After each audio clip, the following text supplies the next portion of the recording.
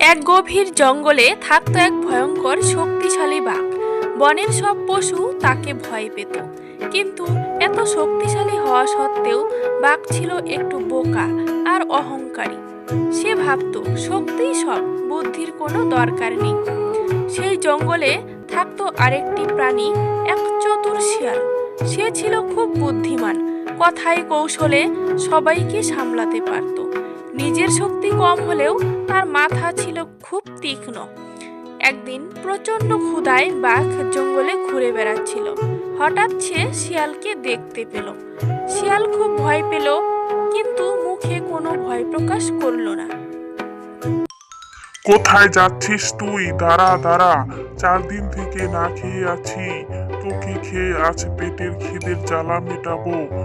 আমার কাছ থেকে তুই কোথাও পালাতে পারবি না। হে বাগরাজ, আমাকে খেলে আপনি বড় ভুল করবেন। ভুল কেন? কিসের আবার ভুল? কারণ আমি হচ্ছি এই বনের রাজা, সব পশু আমাকে ভয় পায়। আপনি যদি আমাকে খেয়ে ফেলেন তবে বনের সব প্রাণী আপনার উপর রেগে যাবে। তুই বনের রাজা? তোর মতো ছোট প্রাণী, কি যে বলিস! বিশ্বাস না হলে আমার সঙ্গে একটু হাঁটুন, দেখবেন সত্যি কি না।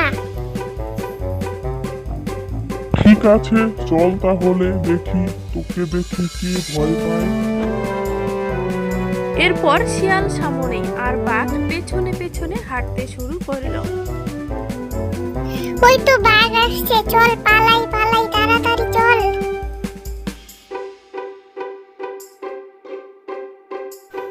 বাঘ একবার ধরে ফেললে আর রক্ষে নেই, তার চেয়ে বরং চল তাড়াতাড়ি পালিয়ে যাই।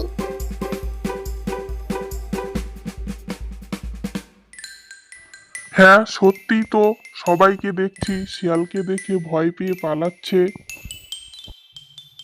বোকা বাঘ বুঝতেই পারলো না যে সবাই আসলে তাকে দেখেই ভয় পাচ্ছে।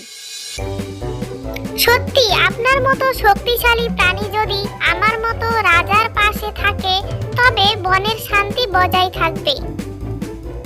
সত্যি বলছেন মহারাজ, বনের শান্তি ফিরিয়ে আনতে আমি আপনার পাশে অবশ্যই থাকব। এরপর কোনো প্রয়োজন হলে আমাকে ডাকবেন, আমি চলে আসব। তাহলে আজকের মতো আসি মহারাজ। এরপর শিয়াল সুযোগ বুঝে দৌড়ে জঙ্গলে পালিয়ে গেল।